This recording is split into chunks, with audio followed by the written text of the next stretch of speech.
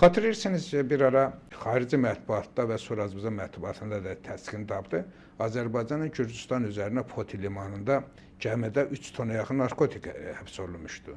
Məlum oldu ki, o narkotiklər Arab Ramyanın, Əbülfəz Məlikovun qayını Arab Ramyanın narkotikləridir.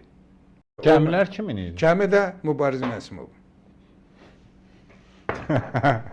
Üzr istəyirəm dəyərli izləyicilər. Yəni bu haqda bilirsiniz, zamanında danışmış, görünür cəmiyyət, millətimiz bir o qədər diqqət eləməyib. Və bu, o zaman bəlkə də Arab Ramyan deyəndə elə bilirlər ki, bir dənə uşaqdan söhbət gedir. Amma məlum olur ki, Arab Ramyan Ruben Vardanyanın şəriki də ortağıdır, milyarderdir. İskəndər emləri Rusiyanı alıb Ermənistana verib Azərbaycanı vurduran adamdır. Və bu gün də Robert Koçaryanın, Sarkisyanın ən yaxın dostudur. Qaragün dini liderlə bir yerdə Moskva xəttindən İrəvanda yenidən dövlət çevriliş eləmək istəyən adamdır. Azərbaycana qarşı qəsd planı içərisindədir. Və Əbülfəz Məlikovun da qaynıdır da deyəsən. Əbülfəz Məlikov kimdir? Ramiz Mehdiyev dövlətində Gömrük Komitəsinin müavini. Ramiz Mehdiyev dövlətində Gömrük Komitəsinin bəlkə də sədridir. Paralel dövlətin bütün rüsumlarını uyğub, Zahir bəy. Broker Əbülfəz Məlikov Azərbaycana girən bütün malların %90'ına 80'ine nəzarət eləyib. Kim?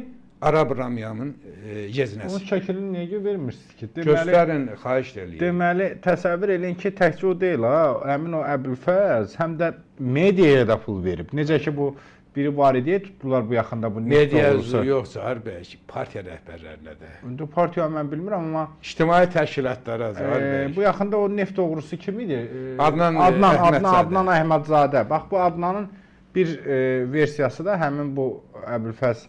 Bu arada oradan Adnan Əhmədzadənin də bir sıra Ramiz Ənvəroviçin mediası məlumat yaydılar ki, həbsdən çıxacaq. O da belə gülünc doğurdu, ayıbdır ya, belə şeylər eləməyin. Bax, bunu tanıyın, indi sonra bunu buraxdılar, bunu hara gedib, neyini bindi bilməm. Bəlkə Arab Ramyanla bir yerdədir, ola bilər. Bu Bakıdadır, həbsdə bir il qoymadılar yatmağa, Zahir bəy. Bu boyda cinayətlərin qarşında. Milliyyətlara nəzarət eləyən adam. Bu gün də Zahir bəy, gömrü yenə onlar nəzarət eləyir, ha? İndi də. Yenə brokerlər Ənvəroviçin kadrlarıdır. Məşhur ömrükçü onları yenidən himayə eləyir.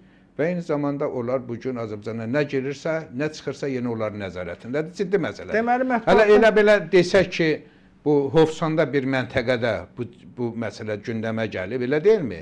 İndi görün, bunlar tranzit olaraq nə qədər mallar keçiriblər. Narkotik tək deyil, Zahir bəy.